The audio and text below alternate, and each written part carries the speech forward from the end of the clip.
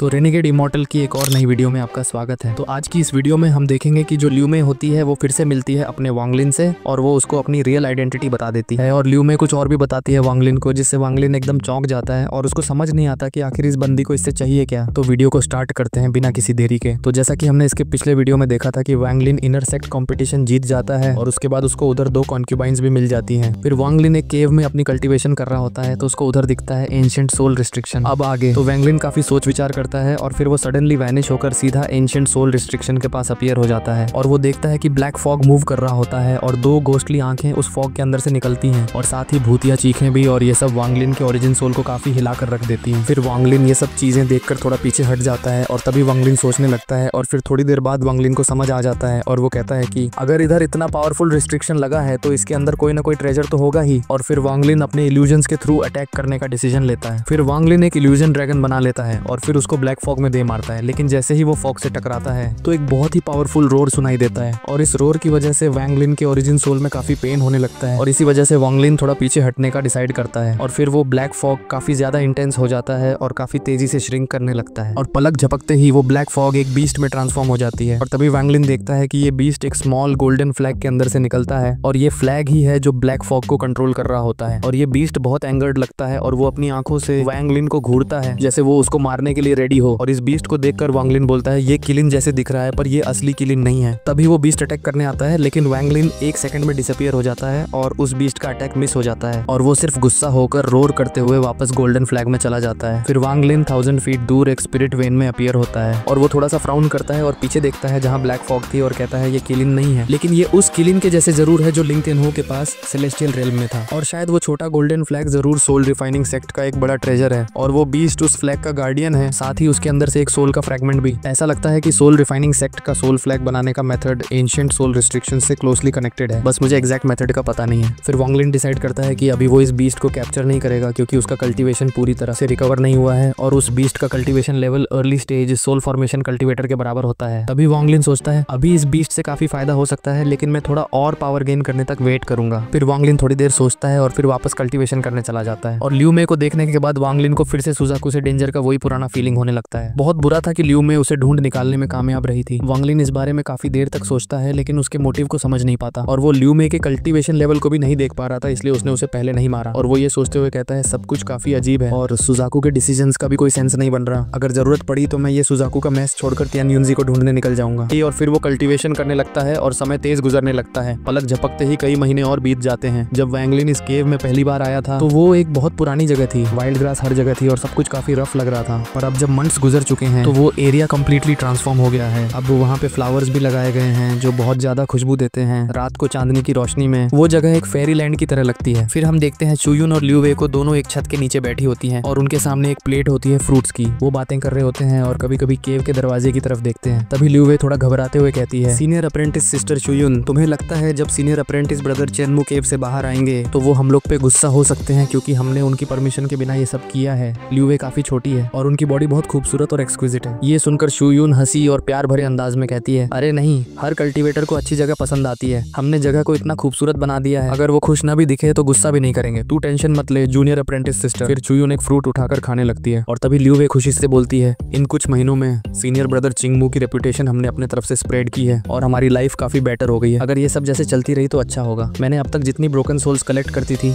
उससे ज्यादा मैंने इस महीने में कलेक्ट की है। तभी चुयुन अपने सिर को हिलाते हुए कहती है अगर टैलेंट हो तो कोई दिक्कत नहीं है, जब तक हमें कोई चुराए नहीं हम 100 सोल फ्लैग बना सकते हैं। फिर हम उसे कल्टीवेट कर सकते हैं और कोर फॉर्मेशन के लेट स्टेज तक भी पहुंच सकते हैं। ये सुनकर ल्यू वे धीरे से बोलती है सीनियर अप्रेंटिस सिस्टर, मुझे अभी भी थोड़ा वरी हो रहा है क्योंकि हर दिन हमारे पास और ज्यादा विजिटर्स आ रहे हैं। अगर सीनियर चिंगमू को ये पता चल गया कि हम दोनों की वजह से सब हो रहा है तो वो हमें इजीली नहीं छोड़ेंगे। और जब चुयुन बात कर रही थी तभी एक अचानक रेड लाइट माउंटेन के पीक से नीचे आता है और केव के एंट्रेंस पे रुक जाता है और इस लाइट के अंदर एक मिडिल एज्ड बंदा दिखाई देता है और इस आदमी का नाम होता है गोदोंग जियन। लेकिन तभी गोदोंग जियन प्यार से कहता है जूनियर अप्रेंटिस ब्रदर चिंगमू, मैं गोदोंग जियन हूँ, क्या हम बात कर सकते हैं? ये सुनकर चुयुन फट से खड़ी होकर कहती है सीनियर अप्रेंटिस ब्रदर गोदोंग आप वापस चले जाइए। सीनियर अप्रेंटिस ब्रदर चिंगमू अभी क्लोज डोर कल्टीवेशन में है। लेकिन गोदोंग जियन थोड़ा गुस्सा हो जाता है और पूछता है तुम दोनों चिंगमू के कॉन्क्यूबाइंस हो? ये सुनकर ल्यू वे का चेहरा लाल हो जाता है और वो कुछ नहीं बोलती, पर चुयुन काम रहकर कह देती है हाँ, हम दोनों सीनियर अप्रेंटिस ब्रदर चिंगमू के कॉन्क्यूबाइंस हैं। और ये सुनकर गोदोंग जियन का चेहरा थोड़ा कच्चा हो जाता है और वो गुस्सा होकर कहता है ये क्या बकवास कर रहे हो? अगर तुम्हें दूसरों को फूल करना है तो ठीक है, लेकिन मुझसे ये सब मत करो, तुम दोनों जल्दी से निकल जाओ। फिर वो अपना हाथ उठाता है और स्पिरिचुअल एनर्जी से एक ड्रैगन बना लेता है, फिर उस केव के दरवाजे की तरफ चार्ज कर देता है।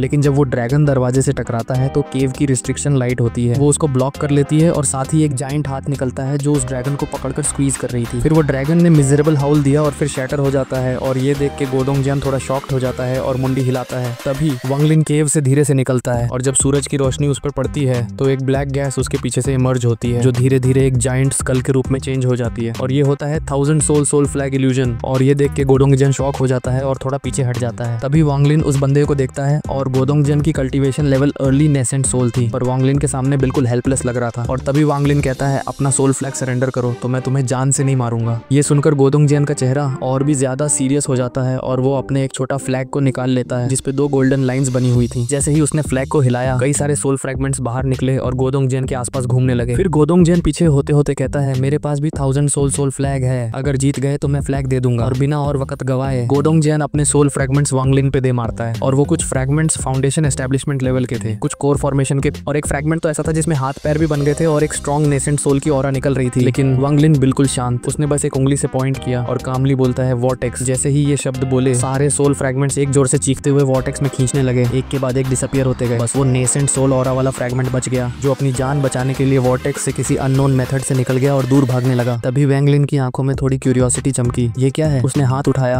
और वो फ्रैगमेंट दर्द भरी चीख के साथ कैप्चर हो गया। तभी वांगलिन ने घूरते हुए गोदोंगजियान से पूछता है बताओ ये नेसेंट सोल फ्रैगमेंट तुमने कहां से पाया? गोदोंगजियान ने अंदर ही अंदर एक ठंडी सांस भरी। जब उसने वांगलिन का वॉर्टेक्स अटैक देखा था तभी उसने रेजिस्टेंस करने का आइडिया छोड़ दिया था। वो रिस्पेक्ट के साथ कहता है सीनियर ब्रदर चिंगमू, बधाई हो, आप सोल रिफाइनिंग माउंटेन के सिर्फ तीसरे आदमी बन गए हैं जो सोल वॉर्टेक्स मास्टर कर पाए हैं। और ये नेसेंट सोल फ्रैगमेंट मैंने एक डील में लिया था, एक 900 सोल फ्लैग और सोल एक्सट्रैक्टिंग माउंटेन का सोल फ्लैग प्रोडक्शन मैनुअल देकर। इन 3 महीनों के क्लोज डोर कल्टीवेशन के दौरान स्पिरिट वेन की मदद से Wang Lin finally nascent soul stage के आगे ब्रेक थ्रू कर गया था। अब बस एक फाइनल स्टेप बचा था कि अपने ओरिजिन सोल को रिफॉर्म करना और उसका कल्टीवेशन लेवल दोबारा सोल फॉर्मेशन स्टेज तक वापस आ जाता। उसके चेहरे पर अब सिर्फ 3 टी मार्क्स बचे थे और संताई का सील भी टूटने के बिल्कुल एज पे था। लेकिन इन सब के बीच सबसे बड़ा डिस्कवरी कुछ और था। वांगलिन को पता चला कि पूरी सोल रिफाइनिंग सेक्ट के ऊपर एक इनविजिबल चीज छाई हुई थी और सबसे अजीब बात, वो इनविजिबल लेयर टाइम पे सोल फ्रैगमेंट्स रिलीज करती थी और फिर पूरे सेक्ट में अलग अलग स्पिरिचुअल एनर्जीज इन फ्रैगमेंट्स के लिए लड़ती थी और soul fragments randomly soul refining mountain के हर कोने में अपीयर होते थे। ये देखकर वांगलिन का दिल हिल गया होता है।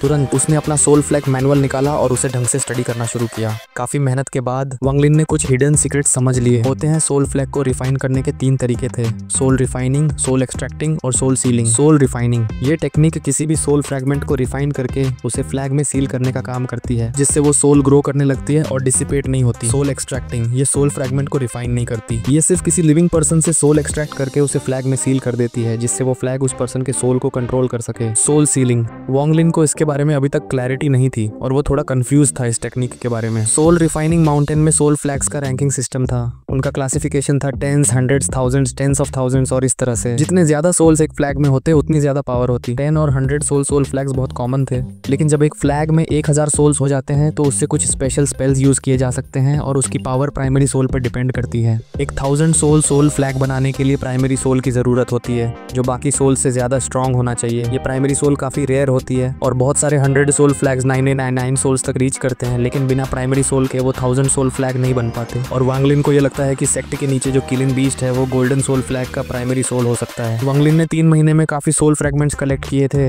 और ये सोल फ्रैगमेंट्स स्पिरिट वेन के अंदर गैदर हो गए थे। जब पहली बार वांगलिन ने स्पिरिट वेन को चेक किया था तब वो फ्रैगमेंट्स वहां नहीं थे। ये क्लियर था कि किसी ने उन फ्रैगमेंट्स को उससे पहले ही कलेक्ट कर लिया था। जब वांगलिन ने ये सोल फ्रैगमेंट्स कलेक्ट किए तो उसे ये समझ आ गया कि ये सारे फ्रैगमेंट्स सेक्ट के नीचे जो सोल फ्लैग था उसमें अब्सॉर्ब हो रहे थे। एक तरह से एक इंसान और एक फ्लैग सोल फ्रैगमेंट्स को एक दूसरे से चुरा रहे थे, लेकिन फ्लैग स्टेशनरी था और उतना एजाइल नहीं था जैसे वांगलिन था। और इन 3 महीने में वांगलिन ने ऑलमोस्ट 90 सोल फ्रैगमेंट्स अपने कंट्रोल में कर लिए थे। और सबसे इंपॉर्टेंट, वांगलिन को एक early stage nascent soul level का एक सोल फ्रैगमेंट मिल गया जो उसने अपना प्राइमरी सोल बना लिया। ये तो जैकपॉट था क्योंकि नासेंट सोल लेवल के सोल फ्रैगमेंट साल भर में सिर्फ 2-3 बार ही दिखते थे और उनके लिए टॉप डिसाइपल्स फाइट करते थे। तो गोदोंगजियान की बातें वांगलिन को मोटिवेट कर देती हैं। ये बिल्कुल सच था जो वांगलिन सोच रहा था। सोल एक्सट्रैक्टिंग माउंटेन के डिसाइपल्स लिविंग सोल से सोल एक्सट्रैक्ट करके उन्हें अपने फ्लैग्स में सील करते हैं। तभी वांगलिन ने डिसाइड किया कि उसे सोल एक्सट्रैक्टिंग माउंटेन के सोल फ्लैग प्रोडक्शन मेथड को एक्वायर करना होगा और इसे स्टडी करना होगा। और सोल फ्लैग मैनुअल में 3 मेन टेक्निक्स थी, कंडेंस, सोल वॉर्टेक्स और ब्लड सैक्रिफाइस। कंडेंस ये टेक्निक सोल रिफाइनिंग पर बेस्ड थी। इससे इथेरियल सोल फ्रैगमेंट को फिजिकल फॉर्म दी जा सकती थी और उसे फ्लैग में सील किया जा सकता था। इस टेक्निक का यूज बहुत कॉमन था और इससे काफी कॉपीज मार्केट में बेची जाती थी। सोल वॉर्टेक्स ये टेक्निक बहुत रेयर थी और सिर्फ नेसेंट सोल लेवल के कल्टीवेटर्स इसे सीख सकते थे।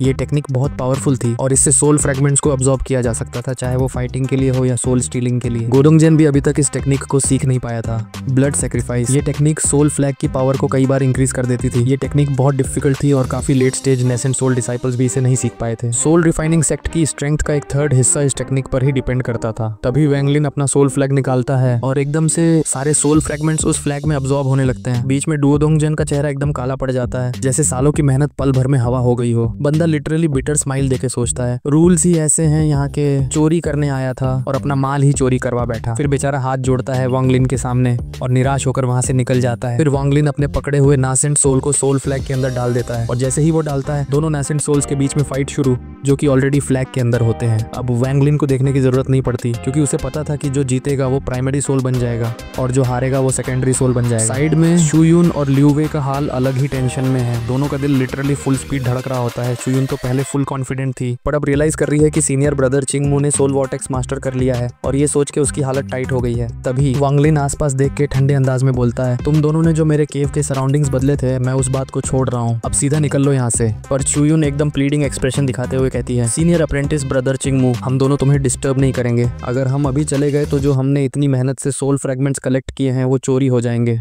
हम बस एक सेफ जगह चाहते हैं जहां हम अपना कल्टीवेशन कर सकें। हम तुम्हें किसी भी तरह का परेशानी नहीं देंगे। ये सुनकर वांग लिन कुछ नहीं बोला पर उसकी आंखों में एक कोल्ड और कटिंग एक्सप्रेशन था। जुयून जब उसकी आंखों में वो गेज देखती है तो उसका दिल थोड़ा कांप गया और लियू वे जो ऑलरेडी टिमिड थी अब बिल्कुल होल्ड नहीं कर पाई और रोने लग गई। अब फ्लैशबैक चालू होता है। पता चलता है कि लियू वे एक टैलेंटेड डिसाइपल थी जो काफी जल्दी कोर फॉर्मेशन मिड स्टेज तक पहुंच गई थी। आउटर सेक्ट कंपटीशन जीतकर इनर सेक्ट में आई थी लेकिन यहाँ का असली जंगल रूल देख के वो पूरी तरह से डिसअपॉइंटेड हो गई। तभी वांग लिन बोर्ड एक्सप्रेशन के साथ इन दोनों को हटाने जा ही रहा था कि अचानक से उसका ध्यान स्काई की तरफ चला जाता है और तभी वांग लिन के सामने एक ग्रीन फिगर एक फेरी की तरह 100 फीट दूर खड़ी होती है और वो कोई और नहीं लियू में होती है। और इस बंदी को देखकर वांग लिन का फेस और ज्यादा डार्क हो जाता है। फिर लियू में हल्की सी मुस्कान के साथ वांग लिन से कहती है, ब्रदर चिंगमू, तुमने अपने कल्टीवेशन काफी रिकवर कर लिया है, इसे तो सेलिब्रेट करना चाहिए। तो वांग लिन एकदम ठंडे अंदाज में दोनों लड़कियों को बेहोश कर देता है और कोल्डली बोलता है, सीधा पॉइंट पे आओ, एक्टिंग मत करो, तुम सिर्फ अपना पुराना इंप्रेशन खराब कर रही हो। फिर लियू में थोड़ा साई करती है और बोलती है, वांग लिन, एक बड़ा कैलेमिटी तुम पर आने वाला है, तुम्हें अभी सुजाकू प्लेनेट से निकल जाना चाहिए। और ये सुन के भी वांग लिन का चेहरा बिल्कुल काम था। उसने कुछ नहीं कहा, बस लियू में के आगे खड़ा रहा और इंतजार करता है कि वो अपनी बात पूरी करे। फिर लियू में धीरे से कहती है, मैं तुमसे झूठ नहीं बोलने वाली हूँ। तुम ऑलरेडी जानते हो कि मैं सुजाकू के देश से हूँ लेकिन मैं कोई ऑर्डिनरी डिसाइपल नहीं हूँ। मेरा मास्टर जुकेजी सुजाकू का नंबर 1 कल्टीवेटर है। जब लियू में ने ये कहा तब वांग लिन के दिमाग में सब कुछ क्लियर हो गया था। उसने थोड़ा शार्प लुक दिया और बोलता है, तो रेड बटरफ्लाई का क्या हुआ था मेरे साथ बैटल के बाद? और जब लियू में बताती है रेड बटरफ्लाई को मेरे सीनियर ने मार दिया तो वांग लिन एकदम से ठंडा सा सांस खींचता है और वो समझ जाता है कि अपनी लड़ाई सिर्फ एक चेस का हिस्सा थी, असली प्लेयर्स तो दूसरे लोग थे। हमारी फाइट सिर्फ एक खेल थी कुछ बड़े लोगों के लिए। तभी लियू में थोड़ा इमोशनल दिखाती है और फिर कहती है, ब्रदर वांग, प्लीज भाग जाओ जल्दी। और ये कहते हुए उसकी आंखों में दर्द का नाटक दिखते हुए वो वहां से चली जाती है। पर जाते वक्त वो सोचती है, मास्टर का ऑर्डर था, मुझे तुम्हारे डाव हार्ट में अपनी छवि डालनी थी। मैं अपने मास्टर का हुक्म नहीं टाल सकती। जब तक तुम मेरे डाव हार्ट में नहीं घुसते मैं नहीं हारूंगी। उसकी आंखों के पीछे रूथलेसनेस छुपी होती है पर एक्टिंग तो टॉप क्लास। अब वापस वांग लिन पे फोकस होता है। वो अब भी फ्राउनिंग मोड में है, सोच रहा है वहाँ सब कुछ अजीब है, कुछ तो गलत है लियू में के साथ। फिर वो शुयून और लियू वे को 1000 फीट दूर शिफ्ट कर देता है लेकिन जाते जाते उनका चेहरा देखकर कुछ अलग महसूस करता है। शुयून जो जागते हुए स्ट्रॉन्ग दिख रही थी अब बेहोश में एकदम वल्नरेबल लग रही है और लियू वे जो पहले रोती हुई थी अब बेहोश में स्ट्रॉन्ग और रूटलेस लग रही है। तब वांग लिन के दिमाग में एक लाइटनिंग स्ट्राइक जैसे रियलाइजेशन आता है।